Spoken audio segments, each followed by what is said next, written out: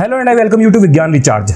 चलो जी, खोलते हैं ट्रांसफार्मर के सारे पार्ट्स और जानते हैं क्या है इनका काम। ट्रांसफार्मर में बहुत सारे छोटे छोटे पुर्जे लगे होते हैं, पर उनमें से सबसे जरूरी यही है। शुरू करते हैं ट्रांसफार्मर के टैंक से। देखो भैया, ये है ट्रांसफार्मर का ढांचा जो बना है लोहे की प्लेट से। अंदर से है बिल्कुल खाली और इसके अंदर रखी जाती है ट्रांसफार्मर की वाइंडिंग, वो भी तेल में डुबाकर, पूरा डुबाकर। और ये ऐसा वैसा तेल नहीं, बल्कि मुख्य तौर पर इसमें दो तरह के तेल का इस्तेमाल किया जाता है। एक होता है पैराफिन और दूसरा होता है नेप्था। ये पैराफिन वाला तेल कूलिंग सिस्टम में दिक्कत करता है, लेकिन आसानी से मिल जाने के कारण आज भी बहुत सी जगह इसका इस्तेमाल ताबड़तोड़ तरीके से किया जा रहा है। नेप्था ऑयल ट्रांसफार्मर की कूलिंग को आसान बना देता है और ये बेहतर विकल्प भी है। अब तेल में डुबाई जाने वाली कोर के बारे में भी जान लो। ये बनाई जाती है पतली पतली नरम लोहे की लैमिनेटेड प्लेट से। अब आपके दिमाग में एक सवाल आया होगा, इंजीनियर्स ने क्या सोचकर इतनी पतली पतली प्लेट बनाई होंगी? क्यों भाई, एक ठोस कोर का इस्तेमाल क्यों नहीं कर लेते? काहे इतनी माथापच्ची करी? देखो, सवाल बढ़िया है, अब सुनो जवाब। एक होता है एडी करंट। अब ये बड़ी ही ऊट पटांग चीज है। पहले आपको इसके चरित्र के बारे में बताता हूँ, फिर बताऊंगा इसका पतली पतली प्लेट से क्या है लेना देना। एडी करंट होता है नहीं, मजाक कर रहा था। ये होता है भंवर की तरह। अब पता नहीं इसे काहे की दिक्कत है, ये अपने बनाने वालों को ही दुश्मन समझता है और पड़ा रहता है उसको खत्म करने के पीछे। तो किसने बनाया है इसे? देखो, एक कॉइल में लहराता हुआ करंट, मेरा मतलब एसी करंट, हर पल बनाएगा बदलती हुई मैग्नेटिक फील्ड। अब ये बदलती हुई मैग्नेटिक फील्ड बनाती है एक नया करंट जिसकी दिशा होती है बिल्कुल उल्टी। अब एडी करंट अपने बनाने वाले करंट को ही तार में उल्टी दिशा में बहते हुए खत्म करने की कोशिश करता है ना। अच्छे संस्कार नहीं है इसके। अब अगर यहाँ पर एक दूसरी कॉइल की एंट्री करा दे तो ये बदलती हुई मैग्नेटिक फील्ड उस दूसरी कॉइल में करंट बना देगी। अब इस नई कॉइल में आया करंट अपनी खुद की एक मैग्नेटिक फील्ड बनाएगा। यहाँ सब लोग अपना कुनबा बनाने में लग रहे हैं और इस फील्ड की दिशा पहले वाली फील्ड के बिल्कुल उलट होगी और ये नई फील्ड पुराने वाली फील्ड को खत्म करने की कोशिश करेगी। यहाँ सब लोग एक दूसरे को खत्म करने की कोशिश कर रहे हैं। Everything is fair in hate and war. Web series में गेम ऑफ थ्रोन्स और यहाँ पर गेम ऑफ करंट्स बिल्कुल सेम है, पर दुश्मन का दुश्मन दोस्त होता है। अगर ये करंट इस मैग्नेटिक फील्ड को खत्म करना चाहता है जो इस कॉइल के करंट को खत्म करना चाहती है, तो इसका मतलब ये हुआ कि ये दोनों करंट हो गए एक दूसरे के दोस्त। अब इन दो एक दूसरे के उल्टी दिशा में बहती हुई घोंचू फील्ड को ये बात समझ नहीं आ रही कि जब ये एक दूसरे को खत्म करने की कोशिश कर रही होंगी तो उससे एडी करंट कम बनेगा और इसी चीज का फायदा उठाकर ट्रांसफार्मर की प्राइमरी कॉइल सेकेंडरी कॉइल को पावर ट्रांसमिट करती है। वापस चलते हैं ट्रांसफार्मर की उन अजीब बनावट वाली पतली पतली प्लेट्स पर और जानेंगे क्या है उनका रिश्ता एडी करंट से। आपने इंडक्शन प्लेट तो देखी ही होगी। अब ये बनाती है बहुत तेज रफ्तार पे बदलती हुई जबरदस्त मैग्नेटिक फील्ड। अब अगर एक ठोस लोहे के बर्तन को इसके ऊपर रख दे तो ये फील्ड उसमें एडी करंट बनाकर अपना काम पूरा करेगा, लेकिन बर्तन का रेजिस्टेंस उस एडी करंट को घूमने से रोकेगा, जिसकी वजह से हो जाएगा ये गर्म और अपन लोग फायदा उठाकर पकाएंगे इसमें खाना। अब यहाँ पर तो एडी करंट काम आ गया, पर ट्रांसफार्मर पर खड़े होकर खाना कौन बनाएगा भाई? वहाँ हमें एडी करंट नहीं चाहिए, क्योंकि एडी करंट से पैदा होने वाली गर्मी ट्रांसफार्मर का सत्यानाश कर देगी। अब सबसे काम की चीज बता रहा हूँ, जब किसी ठोस चीज में एडी करंट बहता है तो उस धातु में चार्जेस यानी इलेक्ट्रॉन्स भंवर की तरह घूमते हैं। तो क्यों ना इस भंवर को रोकने की कोशिश की जाए। लो जी, हमने प्लेट की जगह बना डाली कटी हुई पत्ती और भंवर के रास्ते में बिछाने शुरू कर दिए रोड़े। अब इसमें एडी करंट को भंवर की तरह घूमने में आएगी दिक्कत, तो करंट भी कम बनेगा, जिसकी वजह से गर्मी भी कम पैदा होगी। देखो, पहले एडी करंट मस्त तरीके से अपना लूप बना रहा था और अपन ने क्या किया, पत्ती को काटकर एडी करंट के घूमने के रास्ते को बड़ा कर दिया। अब वो कुछ ऐसे जाएगा, जिसकी वजह से जल्दी लूप तो ना बनता, तो हीट यानी गर्मी भी पहले से कम होगी। एक आकार बदलने से कितना अंतर पैदा हो सकता है आप इसे इंडक्शन प्लेट से समझ सकते हो। देखो, लूप बनाने के लिए सबसे बढ़िया आकार होगा गोल, इसीलिए इंडक्शन प्लेट पर ये गोल सफेद रंग की धारी लगाई जाती है ताकि इसके ऊपर धातु की गोल प्लेट या बर्तन रखने पर ज्यादा से ज्यादा एडी करंट बन सके। तो हमने ट्रांसफार्मर की कोर की प्लेट को ऐसे काटा कि उसको गोल घूमने का रास्ता ना मिले। अब ये हो गई कटिंग की बात, लेकिन एक सिंगल मेटल प्लेट क्यों ना लगाई, पतली पतली प्लेट क्यों बनाई? देखो वैसे तो एडी करंट बहुत सी चीजों पर निर्भर करेगा, पर अपन यहाँ सिर्फ अपने काम की बात करेंगे। अगर लूप बड़ा बना दे तो एडी करंट ज्यादा होगा, और अगर लूप छोटा बना दे तो एडी करंट कम हो जाएगा। और पतली पतली प्लेट इस्तेमाल करने से लूप बहुत ही छोटा बनता है। चलो पहला काम तो हो गया। अब एक बड़ी प्लेट की जगह बहुत सारी छोटी छोटी पतली पतली कटी हुई पत्तियों का इस्तेमाल करेंगे, पर उन पर वार्निश जरूर लगानी है, नहीं तो दोनों पत्तियों में बनता हुआ एडी करंट मेले में बिछड़े हुए भाइयों की तरह मिल जाएगा और ज्यादा गर्मी पैदा करेगा। इसीलिए ट्रांसफार्मर कोर की प्लेट को वार्निश लगाकर दो प्लेट के बीच में इंसुलेशन दिया जाता है। चलो भैया कोर बन गई, अब लपेटते हैं इस पर कॉपर का तार, यानी करेंगे वाइंडिंग। अब इस पर लपेटे गए कॉपर के तार पर इंसुलेशन की एक परत होती है। सवाल है ये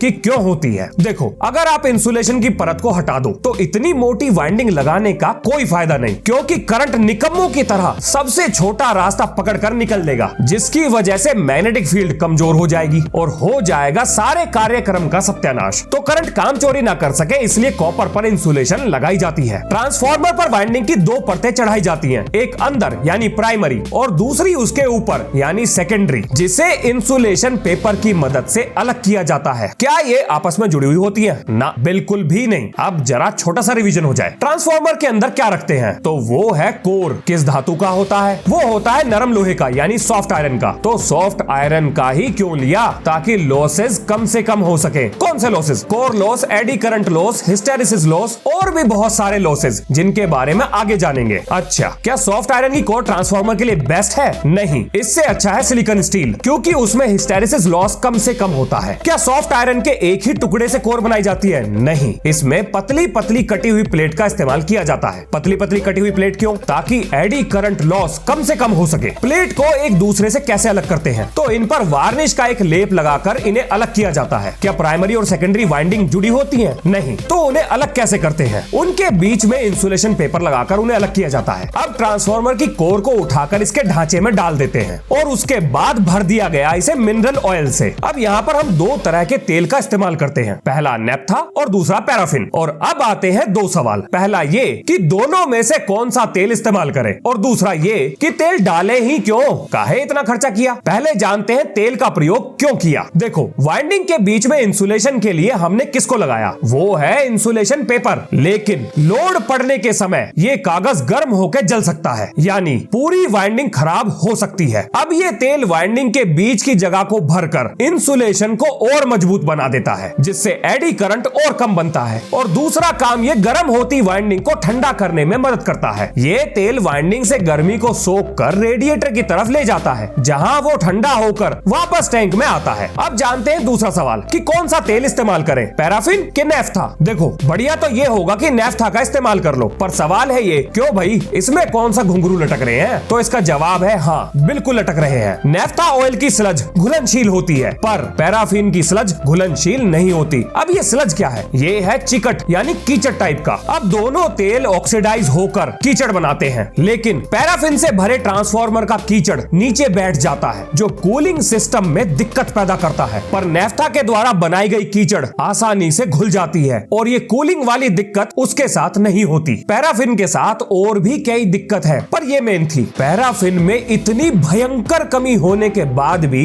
ये ज्यादा इस्तेमाल होता है, और उसका कारण है इसकी कीमत और उपलब्धता। ये नेफ्था से ज्यादा सस्ता है और आसानी से मिल भी जाता है। चलो जी, वाइंडिंग को तेल में डुबाकर हमने ट्रांसफार्मर को बंद कर दिया, लेकिन जरा सोचो, समय के साथ साथ थोड़ा बहुत तेल तो इसके अंदर कम होगा ही, और अगर ऐसा हुआ तो ट्रांसफार्मर कभी भी खराब हो सकता है। तो उससे बचने का जुगाड़ भी तो सोचा होगा किसी ने। हाँ जी, बिल्कुल सोचा है। ये जो ट्रांसफार्मर के ऊपर ढोलक टाइप का टैंक रखा है, ये है आपका कंजर्वेटर टैंक। अब इसमें भी ट्रांसफार्मर ऑयल भरा जाता है, लेकिन पूरा नहीं, आधा भरते हैं इसको। और ये टैंक ट्रांसफार्मर से डायरेक्ट कांटेक्ट में होता है। बीच में एक बुकोल्स रिले भी आती है, लेकिन उसके बारे में बाद में बात करूंगा। पहले जरा इसका कार्यक्रम निपटाते हैं। अब यहाँ आता है एक सवाल, इसे आधा खाली क्यों रखा गया? देखो, जब ट्रांसफार्मर पर लोड पड़ेगा तो वो होगा गर्म, और अगर वो गर्म हुआ तो उसके अंदर भरा हुआ तेल गर्म होकर फैलेगा, और अब इस तेल को फैलने के लिए चाहिए जगह, जो अगर उसे नहीं मिली तो वो ट्रांसफार्मर को ही फाड़ देगा, और ये टैंक उसे वही जगह देता है। इसे आधा खाली रखने के पीछे यही कारण है, ताकि जब तेल गर्म होकर फैले तो इसके अंदर खाली जगह में वो भर जाए, और अगर समय के साथ साथ ट्रांसफार्मर के अंदर तेल कम हो तो वो इस टैंक से निकलकर उसको पूरा कर दे। तो बाबू पैसा तो खर्चा करना पड़ेगा, कंजर्वेटर टैंक लगाना ही पड़ेगा। अब जब तेल गर्म होकर फैल गया तो उसने टैंक से हवा बाहर निकाल दी, लेकिन जब वो ठंडा हुआ तो उसके सिकुड़ने पर खाली जगह को भरने कौन आएगा? अब आप सोच रहे होंगे इसमें क्या परेशानी है, जैसे हवा बाहर गई थी वैसे ही वापस आ जाएगी। ना, ऐसा तो ना होता। अगर ऐसा किया तो तेल खराब हो जाएगा। वातावरण की हवा में नमी होती है। अब ये नमी ट्रांसफार्मर के तेल के इंसुलेशन और कूलिंग प्रॉपर्टीज को खराब कर देती है। तो इस समस्या को कैसे सुलझाएं? तो इस काम के लिए इस्तेमाल किया गया डिहाइड्रेटिंग ब्रीदर का। जब तेल गर्म होकर फैला तो हवा ब्रीदर से बाहर निकल गई और जब ठंडा हुआ तो इसी से वापस आ गई। लेकिन इस ब्रीदर में लगाया जाता है सिलिका जेल जो हवा की नमी को सोख लेता है। ये आपने बहुत सारे सामान के साथ देखा होगा। बचपन में जब ये किसी सामान के साथ निकलता था तो मैं इसे बड़ा संभाल कर रखता था। सोचा कोनो काम की चीज है, चलो उठा कर रखता हूँ। बाद में पता लगा ये तो सिलिका जेल है, बस नमी सोखता है। अब सर्दियों में अगर इसे गाड़ी के डैशबोर्ड पर रख दे तो ये गाड़ी के अंदर विंड स्क्रीन पर आई हुई धुंध को सोख लेगा। हाँ, ये इस काम भी आ सकता है। अब जब हवा कंजर्वेटर टैंक में जाएगी तो ये सिलिका जेल हवा में से नमी को सोख लेगा, पर अंदर जाती हुई हवा में से धूल मिट्टी को कौन साफ करेगा? तो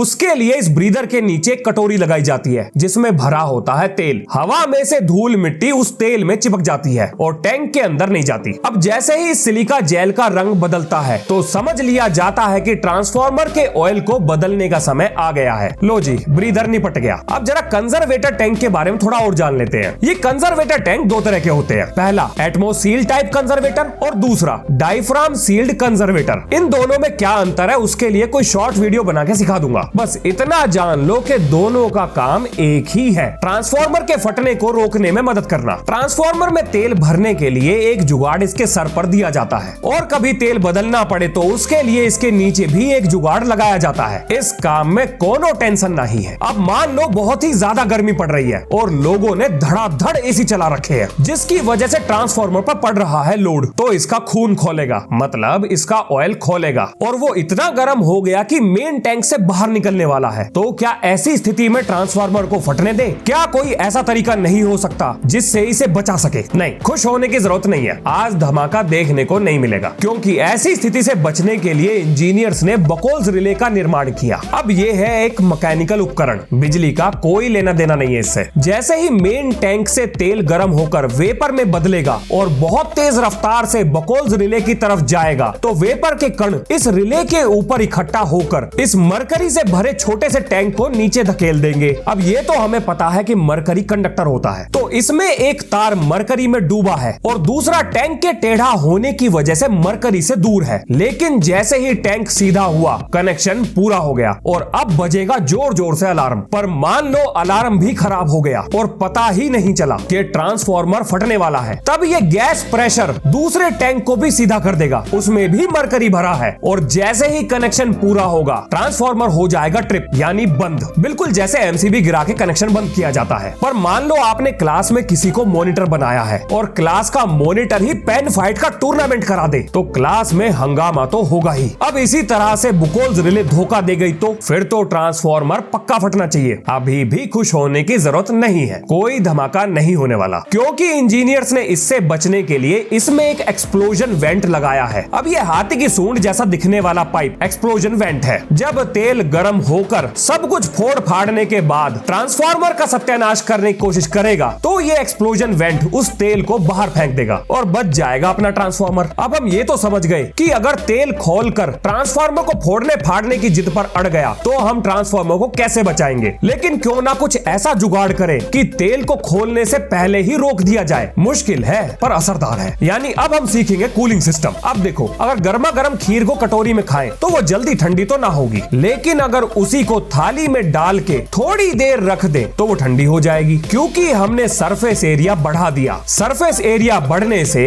हीट जल्दी ही एटमॉस्फेयर में रिलीज हो जाती है। तो अब इस तेल को हम रेडिएटर की फिल्म में ऊपर से पतली पतली ट्यूब में गिराएंगे जिसकी वजह से तेल का सरफेस एरिया बहुत बढ़ जाएगा और बहती हुई हवा अपने साथ गर्मी को ले जाएगी। और बहुत बड़े हैवी लोड वाले ट्रांसफार्मर में पंखा भी फिट किया जाता है। अब जानते हैं अपने काम की चीज, कहां से ट्रांसफार्मर सप्लाई लेता है और कहां से देता है। इस लेने देने के जुगाड़ को बुशिंग कहते हैं। हम यहाँ पर बात करेंगे स्टेप डाउन ट्रांसफार्मर की जिसमें हाई वोल्टेज बुशिंग की मदद से सप्लाई ट्रांसफार्मर के अंदर और लो वोल्टेज बुशिंग की मदद से ट्रांसफार्मर के बाहर जाती है। ये बुशिंग हाई वोल्टेज और लो वोल्टेज को ट्रांसफार्मर की बॉडी से इंसुलेशन भी देती है। ये बनी होती है पोर्सिलेन की, ग्लास या कई और दूसरे कंपोजिट मटेरियल से। ये होती है परफेक्ट इंसुलेटर। अब देखो, कोई भी चीज 100% एफिशिएंसी पर तो काम ना करने वाली तो ट्रांसफार्मर भी नहीं करेगा, जिसकी वजह से होंगे इसमें बहुत सारे लॉसेस, जिसमें से एडी करंट को हम पहले ही समझ चुके हैं। तो अब जानते हैं बाकी के लॉसेस के बारे में। सबसे पहले आता है हिस्टैरिसीस लॉस। देखो, एसी करंट के बार बार अपनी दिशा बदलने की वजह से ट्रांसफार्मर की कोर बार बार मैग्नेटाइज और डीमैग्नेटाइज होती है, जिसकी वजह से गर्मी पैदा होती है और इसी को हिस्टैरिसीस लॉस कहा जाता है। अब बात करते हैं कॉपर लॉस की। अब क्योंकि आप कॉपर में करंट को चला रहे हो तो कॉपर के रेजिस्टेंस से पैदा होने वाली गर्मी को हम कॉपर लॉस कहेंगे। इसे ओमिक लॉस भी कहा जाता है। अब जानते हैं स्टे लॉस के बारे में। अब स्टे लॉस में ट्रांसफार्मर की प्राइमरी वाइंडिंग जो मैग्नेटिक फ्लक्स यानी चुंबकीय रेखाएं बनाती है, वो सारी की सारी ट्रांसफार्मर की सेकेंडरी कॉइल से नहीं जुड़ पाती, इसलिए कुछ ना कुछ लॉस हो जाता है और इसी को स्टे लॉस कहते हैं। अब हमने पूरे ट्रांसफार्मर में जगह जगह इंसुलेटर घोंच रखा है, तो इनकी वजह से करंट के बहने में कुछ रुकावटें जरूर आती हैं, जिन्हें हम डाइलेक्ट्रिक लॉस कहते हैं। अब ये बताओ, क्या कभी आपने ट्रांसफार्मर से गुनगुनाने की आवाज सुनी है? सुनी तो होगी। काहे भाई, काहे गुनगुनाता है ये? देखो, जब भी मैग्नेटिक फ्लक्स पैदा होगा तो वो जरा मरा ट्रांसफार्मर की कोयल की शेप को बदलने की कोशिश करेगा और ऐसा बार बार होगा और इसी वजह से अपना ट्रांसफार्मर गुनगुनाता है। इसी को मैग्नेटोस्ट्रिक्शन लॉस के नाम से जाना जाता है। ट्रांसफार्मर की खोज कब और कैसे हुई, इसकी जानकारी पार्ट 1 में दी गई है, जो आपको पिन कमेंट, डिस्क्रिप्शन और आई बटन में मिल जाएगा और एंड स्क्रीन पर भी लगाई है। लो जी, खत्म आज का प्रवचन। वीडियो बढ़िया लगी तो लाइक मारो और ज्यादा बढ़िया लगी तो शेयर मार दो और बोलो मेरे संग, जय हिंद जय भारत।